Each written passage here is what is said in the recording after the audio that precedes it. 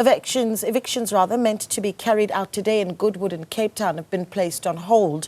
The property, which was gifted to government to help police fight drug abuse, is now illegally occupied by about a dozen people for several years now. The Public Works Department says it will now approach the court to take the matter further.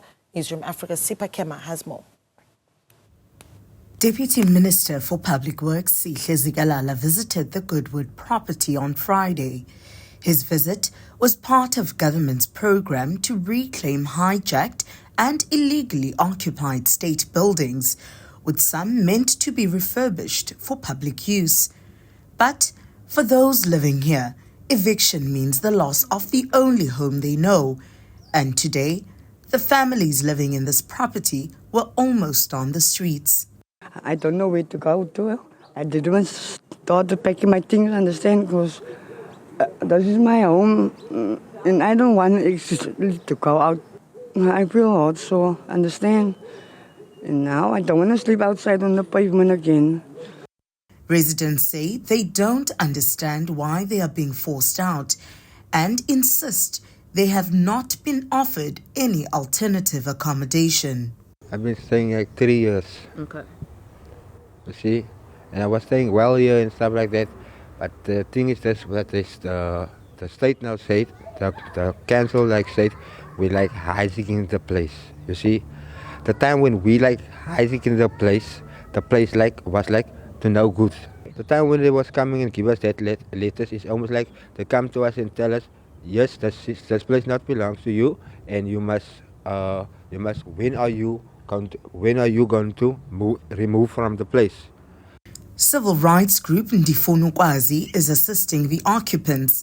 They argue the eviction notice has no legal standing without a court order.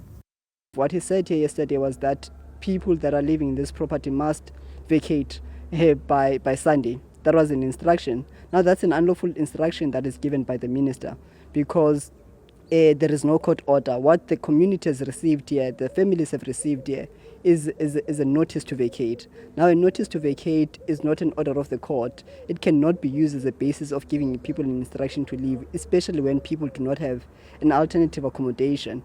The organization has also raised concerns that reclaimed state properties are being leased for private use.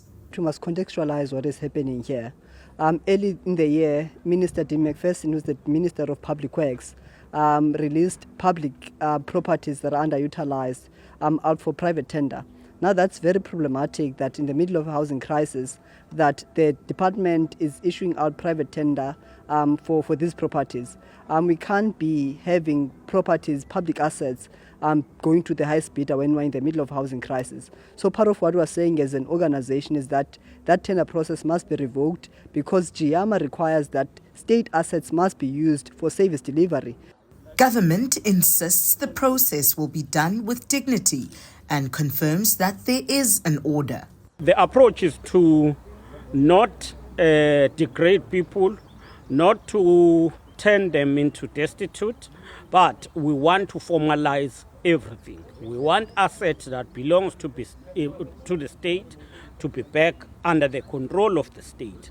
If someone needs an alternative shelter, that should follow proper processes. The Department of Public Works and Infrastructure says the notice to vacate expires at midnight on the 31st of August.